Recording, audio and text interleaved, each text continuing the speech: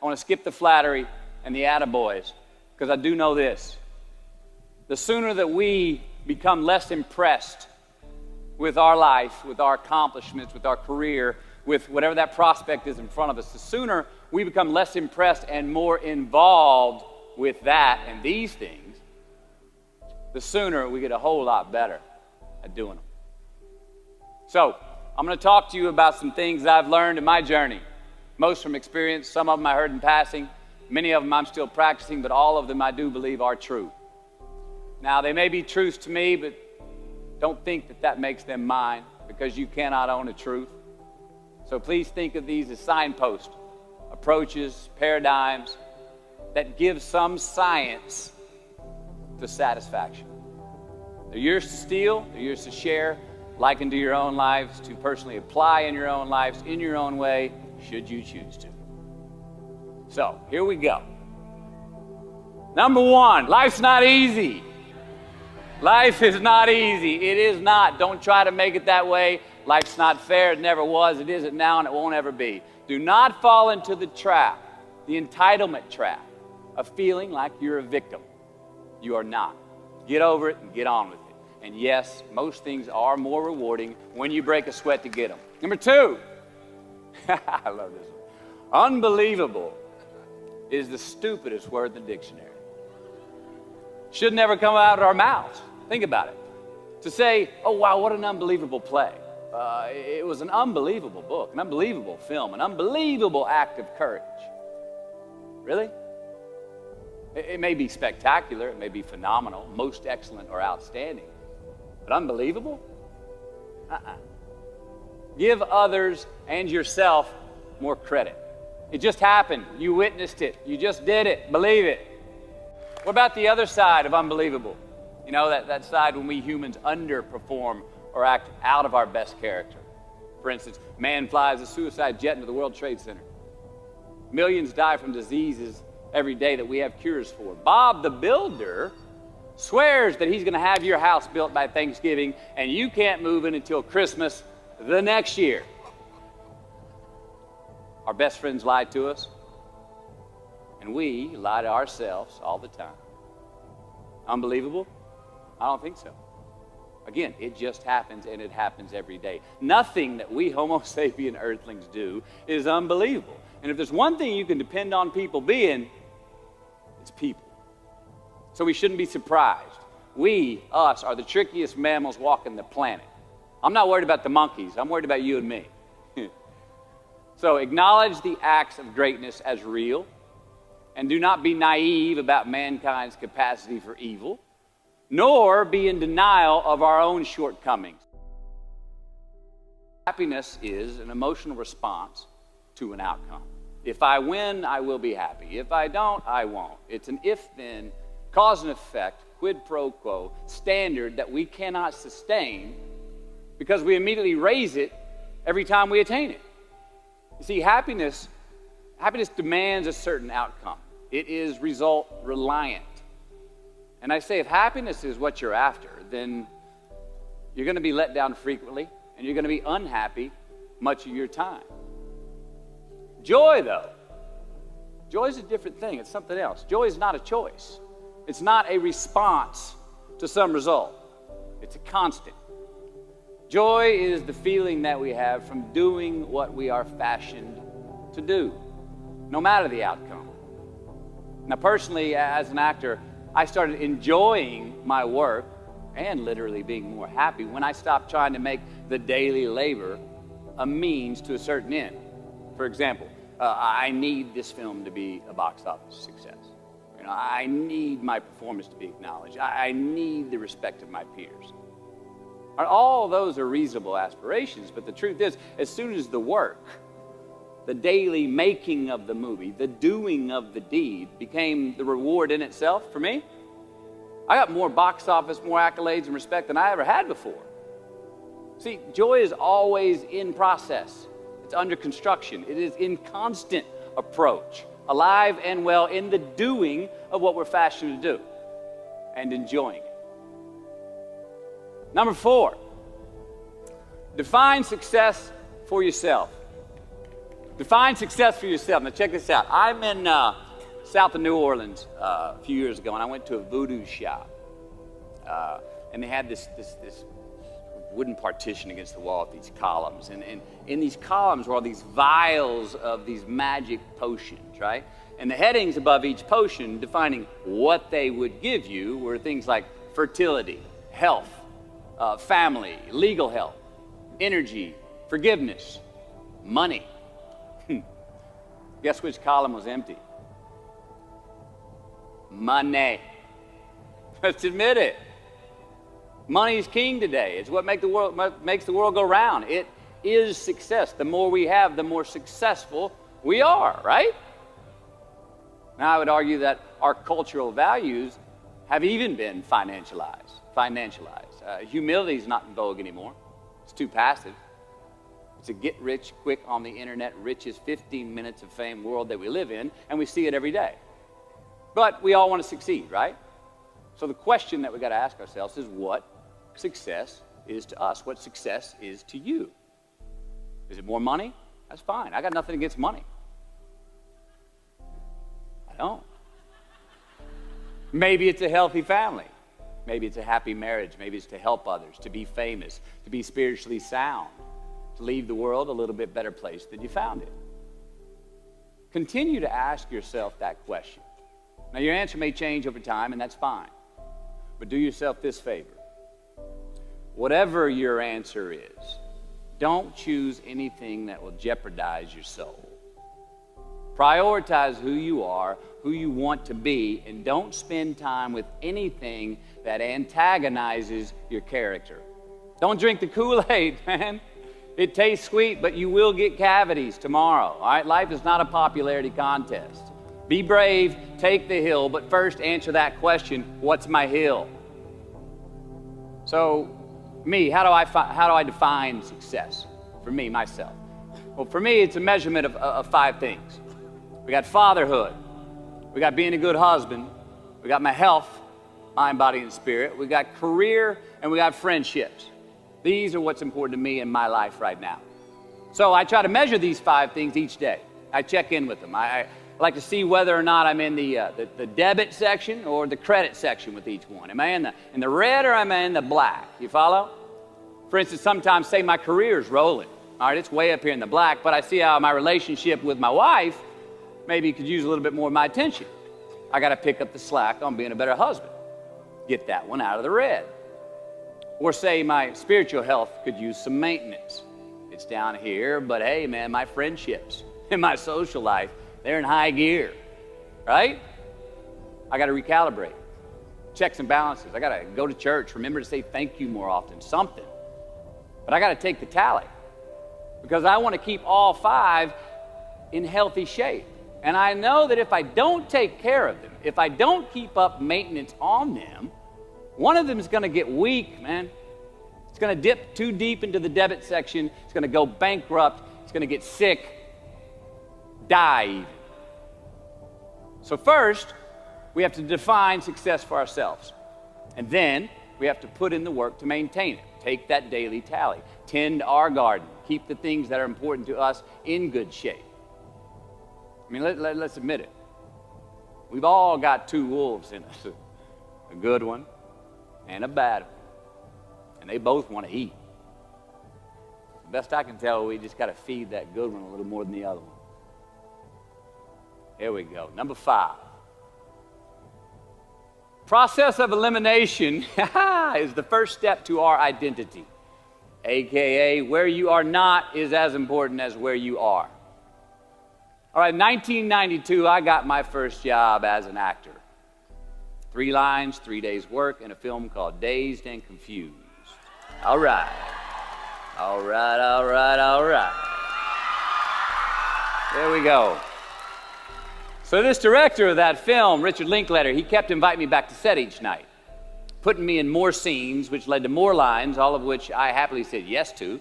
I mean, I'm having a blast. People are telling me I'm good at what I'm doing, and they're writing me a check for $325 a day. I mean, hell yeah, give me more scenes. I love what I'm doing.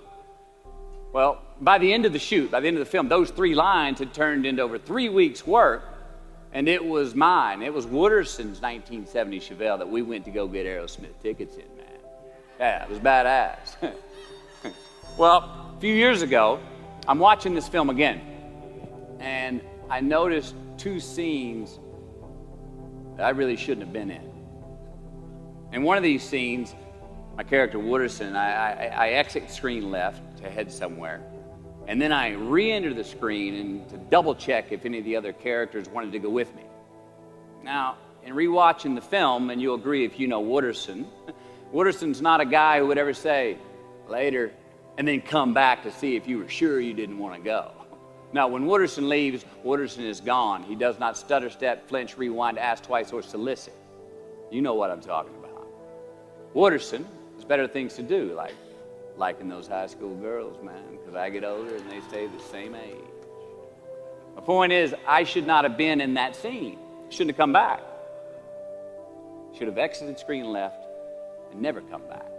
But back then, making my first film, getting invited back to the set, cashing that check, and having a ball, I wanted more screen time. I wanted to be in the scene longer and more and come back into the scene, right?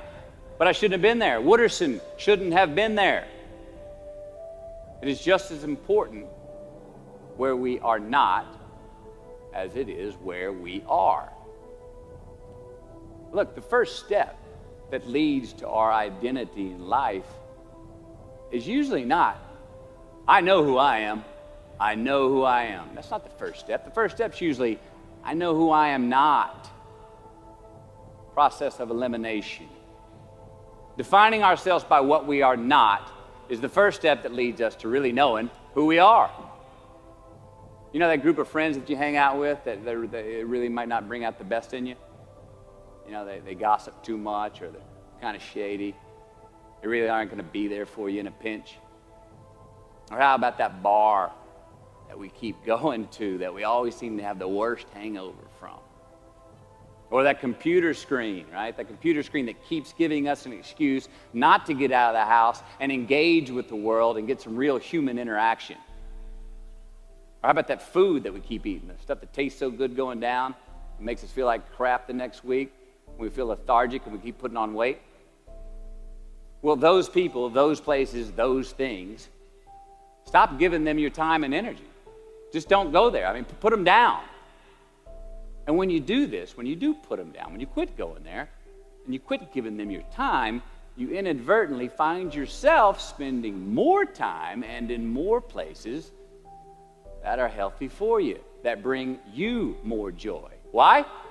Because you just eliminated the who's, the where's, the what's, and the when's that were keeping you from your identity. Like, trust me, too many options, I promise you, too many options will make a tyrant of us all. All right, so get rid of the excess, the wasted time. Decrease your options. If you do this, you will have accidentally, almost innocently, put in front of you what is important to you by process of elimination. Knowing who we are is hard. It's hard. So give yourself a break. Eliminate who you are not first, and you're going to find yourself where you need to be. Number 6,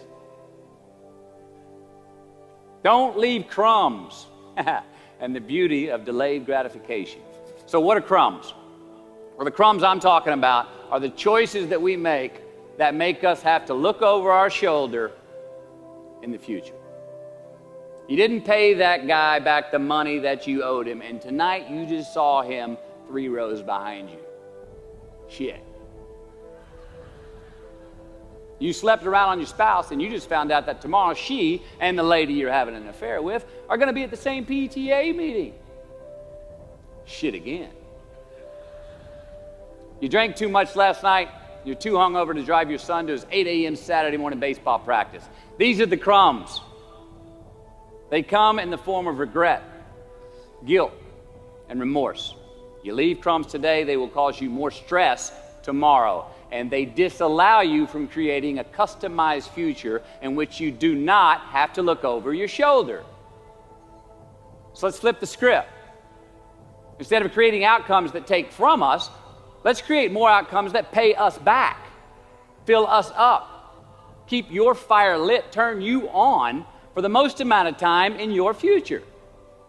These are the choices I'm talking about. And this is the beauty of delayed gratification. All right, tee yourself up. Do yourself a favor. Make the choices, the purchases today that pay you back tomorrow. Residuals. In my business, we call it mailbox money. If I do my job well today, and that movie keeps rerunning on TV, 5 years from now, I'm getting checks in the mailbox. It's a heck of a deal. So whether it's prepping the coffee maker the night before, so all you got to do is press the button in the morning, or getting ready for the job interview early so you don't have to cram the night before, or choosing not to hook up with that married woman because you know you're going to feel horrible about it tomorrow, and her husband carries a gun, or paying your debts on time so that when you do see that guy 3 rows back tonight, you don't have to hunker down in your seat hoping that he don't see you. Get some ROI. You know what that is? Return on investment. Your investment. You. Customize your future. Don't leave crumbs.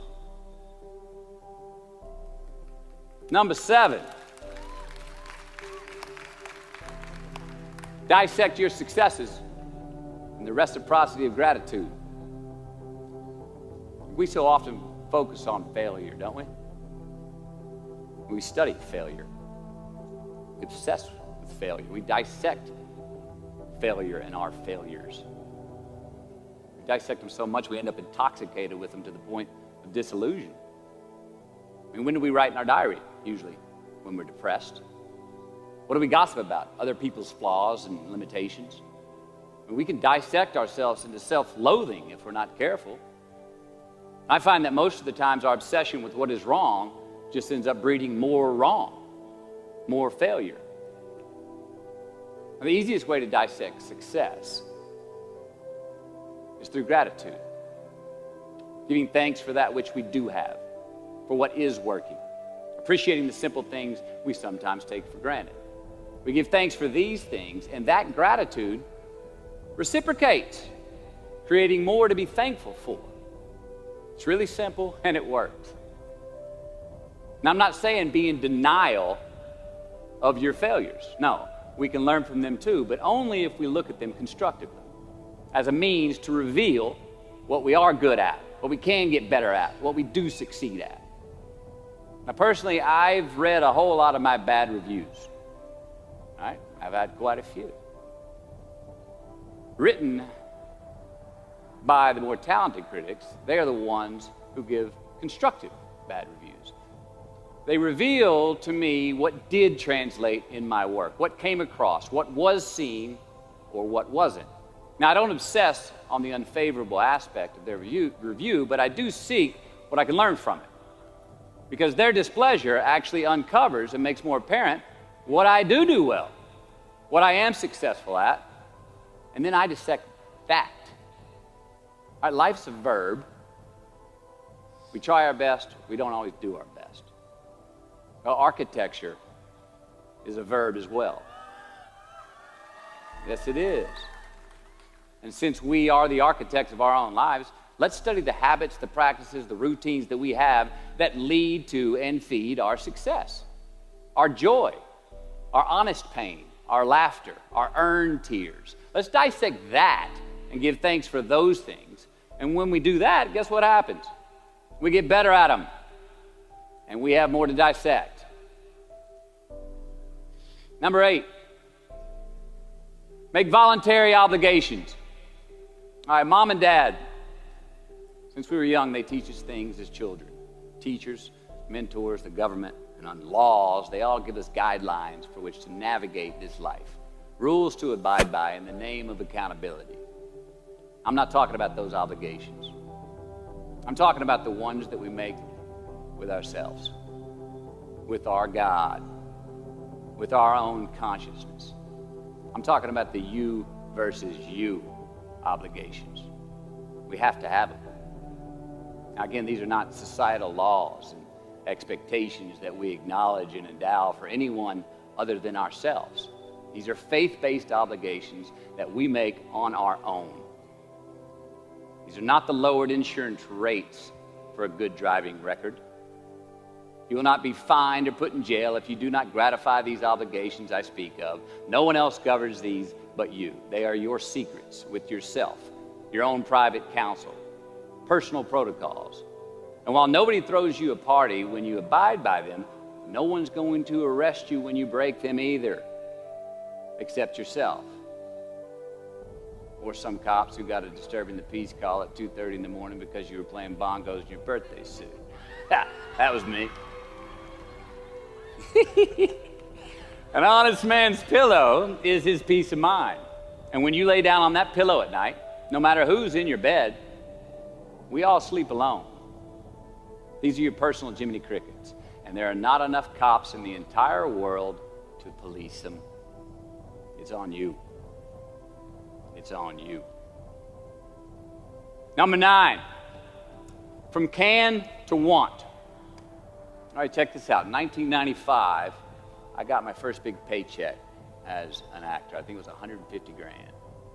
The film was almost Boys on the Side, and we were shooting in Tucson, Arizona.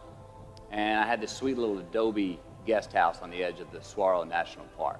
The house came with a maid, my first maid. It was awesome. So I got a friend over one Friday night, and we're having a good time, and I'm telling her about how happy I am with my setup. The house, the maid, especially the maid.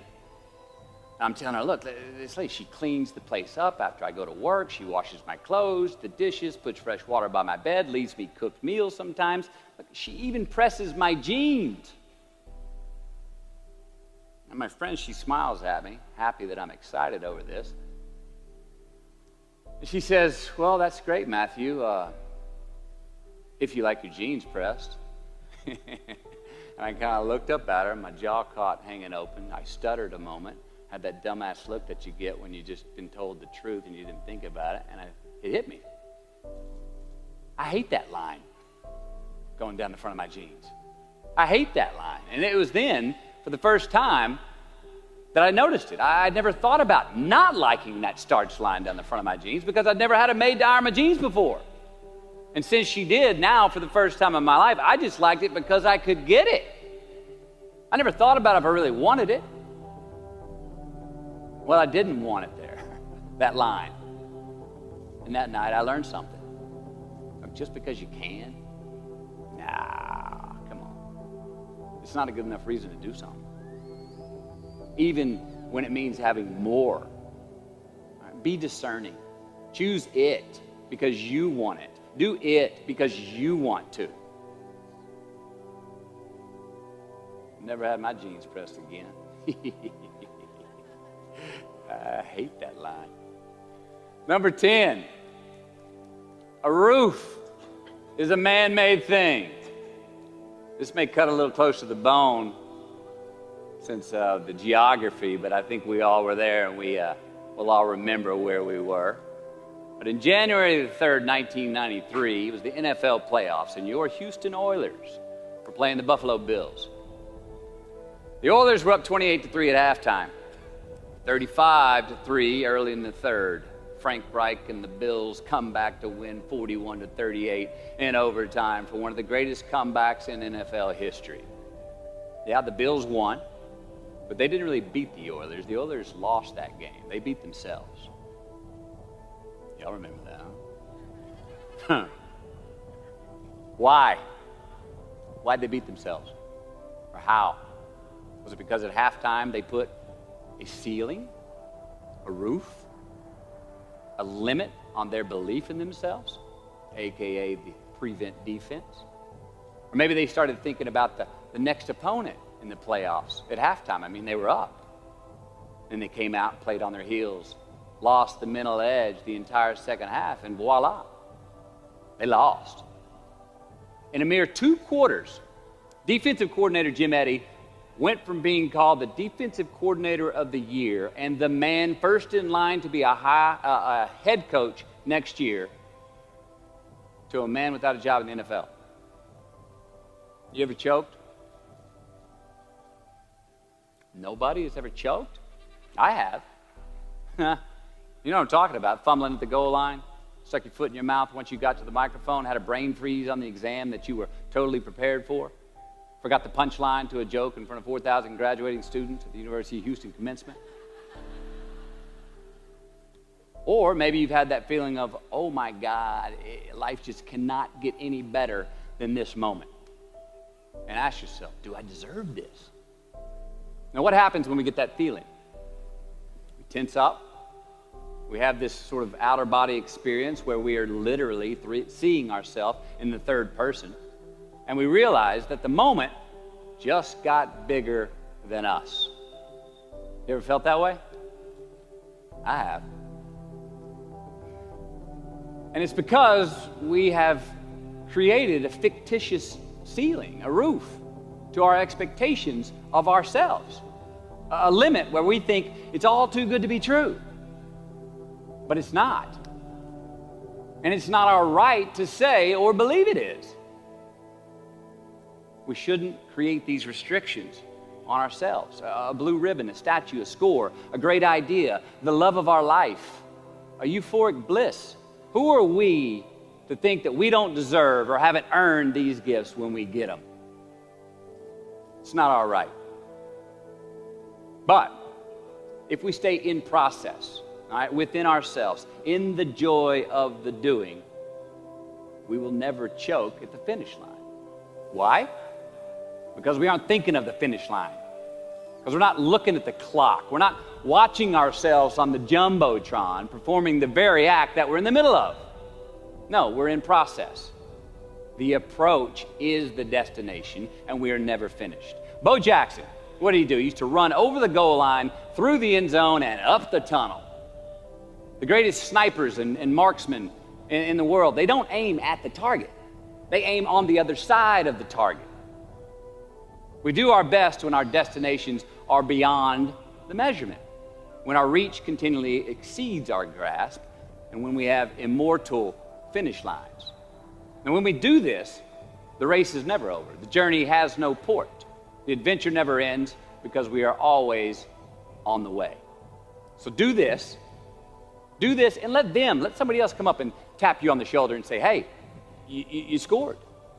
Let them run up and tap you on the shoulder and say, man, you won. Let them come tell you, you can go home now. Let them say, I love you too. Let them say, thank you. Take the lid off the man-made roofs that we put above ourselves and always play like an underdog. Here we go. Number 11, turn the page. The late and great University of Texas football coach Darrell Royal. I don't know if y'all remember him. He won a national championship in '69. He won a couple of national championships. You know Darrell Royal? He was a friend of mine and a good friend of many people. Now, a lot of people looked up to this man. One of the people who looked up to him was a musician named Larry. Now, at this time in his life, Larry was in the prime of his country music career. He had #1 hits, and his life was rolling. And he had picked up a bad habit of snorting the white stuff somewhere along the line. And at one particular party, after a bathroom break, Larry went confidently up to his mentor, Darrell, and he started telling him a story. Coach Royal listened, as he always had. And when Larry finished his story and was about to walk away, Coach Royal put a gentle hand on his shoulder, and he very discreetly said, hey, Larry, you got something on your nose there, bud. Larry immediately hurried to the bathroom mirror where he saw some of the white powder that he hadn't cleaned off his nose. He was ashamed. He was embarrassed, as much because he felt so disrespectful to Coach Royal, and as much because he'd obviously gotten too comfortable with the drug to even hide it as well as he should. Well, the next day, Larry went to Coach's house. He rang the doorbell. Coach answered, and he said, Coach, I need to talk to you. Darrell said, sure, come on in. Larry confessed. He purged his sins to Coach. He told him how embarrassed he was and how he had lost his way in the midst of all this fame and fortune. And towards the end of an hour, Larry, who was in tears, he asked Coach, he said, Coach, what do you think I should do? And the coach, being a man of few words, just looked at him and calmly said, Larry, I have never had any trouble turning the page in the book of my life. Larry got sober that day, and he's been sober for the last 40 years. You ever get in a rut? You know what I'm talking about? You get in a funk? Get stuck on the merry-go-round of a bad habit? I have. Look, we're going to make mistakes. You got to own them. Then you got to make amends. And then you got to move on. Guilt and regret kills many a man before their time. So turn the page. Get off the ride. You are the author of the book of your life. Turn that page. Number 12. Give your obstacles credit. You know those no fear t-shirts that were out? I don't know. People used to wear them 10 years ago. No fear. You may remember those, or it's just me? I saw them everywhere. All right. I don't get them, and I never did. I mean, I try to scare myself at least once a day. I mean, I get butterflies every morning before I go to work. I was nervous before I got here to speak tonight. I think fear is a good thing. Now, why? Because it increases our need to overcome that fear. All right, so say your obstacle is fear of rejection. All right, you want to ask her out, or you want to ask him out, but you fear that he or she may say no. All right, you want to ask your boss for that promotion, but you're scared he's going to think you're overstepping your bounds. Well, instead of denying those fears, declare them. Say the fear out loud. Admit it. Give them the credit they deserve. Don't get all macho and act like they're no big deal. And don't get paralyzed by denying that they exist and therefore abandoning your need to overcome them. I mean, I'd even subscribe to the belief that we're all destined to have to do the thing that we fear the most anyway, at some point.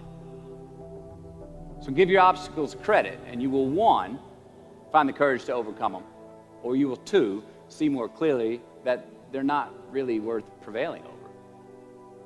So be brave, have courage, and when you do, you get stronger, you get more aware, you get more respectful of yourself and that which you fear.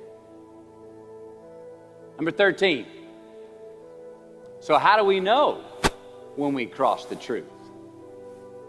13. Someone was asking, why did I pick 13? That's an unlucky number. Well, I don't know when 13 got the bad rap and became the mongrel of numerology. It's never done me wrong, 13. In fact, 13 has been a pretty lucky number for me, and I want to tell you how.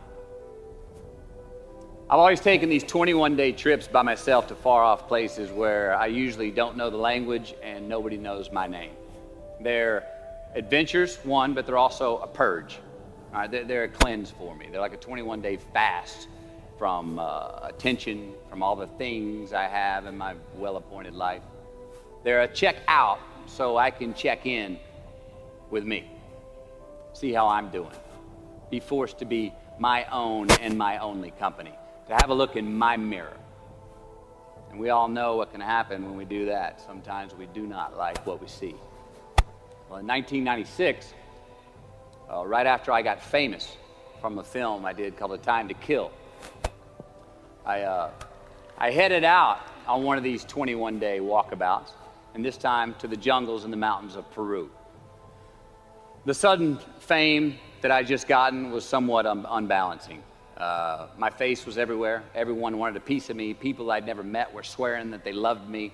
Everywhere I went, there I was on a billboard, a magazine cover. It was just weird overall. You know, I was asking myself, what's the reality in this and what's the bullshit? Did I deserve all this?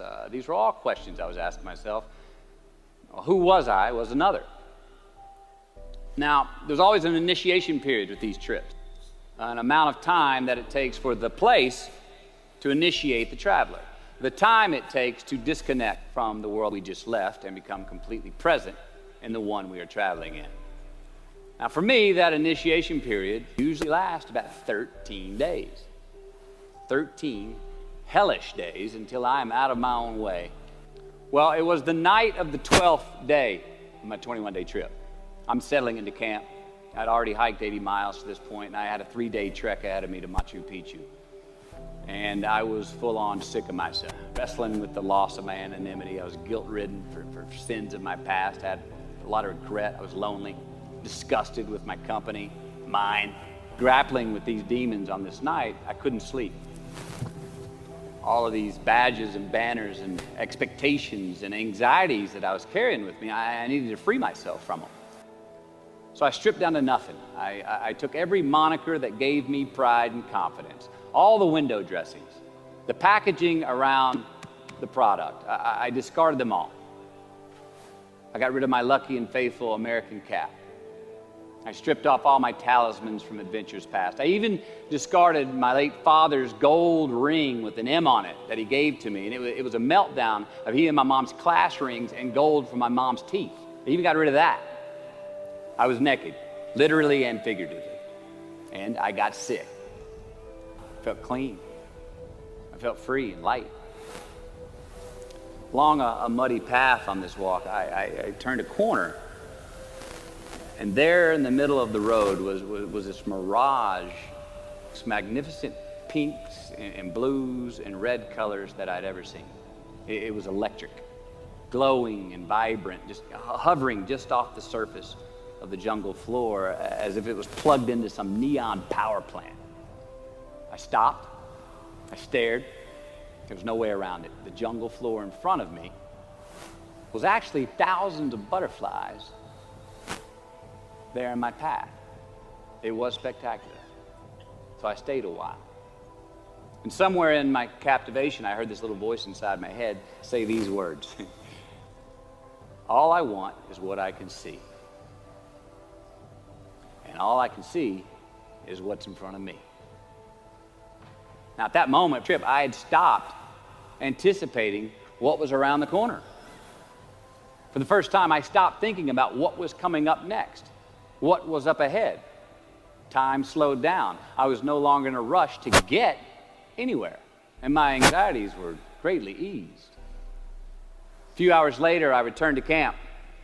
Even the local Sherpas I was traveling with, they noticed calling out to me, "Sois luz, Mateo, sois luz," which means you are light in Spanish. See, I forgave myself that morning. I let go of the guilt. The weight that was on my shoulders was lifted, my penance was paid, and I got back in good graces with my God, and I shook hands with myself, my best friend, the one that we're all stuck with anyway, ourselves. And from that morning on, the adventure was awesome. I was present, I was out of my own way, I was not anticipating next, I was embracing only what was in front of my eyes and giving everything the justice that it deserved. You see, I crossed the truth that morning. Now, did I find it? I don't know. I think it found me. Why? Because I put myself in a place to be found. I put myself in a place to receive the truth. So how do we know when we cross the truth? Well, I think the truth's all around us all the time. I mean, I think the answer, it's always right there, right there. I think it's all around us. We just don't always see it. We don't always grasp it, hear it, access it. Usually because we're not in the right place to do so. So what do? First, I believe we've got to put ourselves in the place to receive the truth. Let's admit it, we live in an extremely noisy world with all kinds of frequencies coming at us. We got commitments, we got deadlines, fix this, do that, plans, expectations, and they all make it hard to get clarity and peace of mind. So we have to consciously put ourselves in places to receive that clarity. Now that may be prayer, that may be meditation, that may be a walkabout, that may be being in the right company, a road trip, whatever it is for you. Schedule that time. Schedule it. So, if we do that, if we hear it, if we put ourselves in a place to hear it, and we do, and it's become clear, a truth, natural and infinite, then the second part comes, which is to personalize it. Ask yourself how it works for you, how it applies to you personally, why you need it in your life specifically. And if you do that, then comes the third part.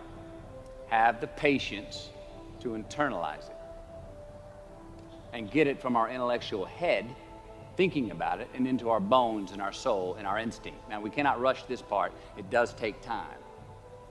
So if we get that far, we've received it, we've personalized it, and we've internalized it. Got to have the courage to act on it, to actually take it into our daily lives and practice it, to make it an active part of who we are and live it.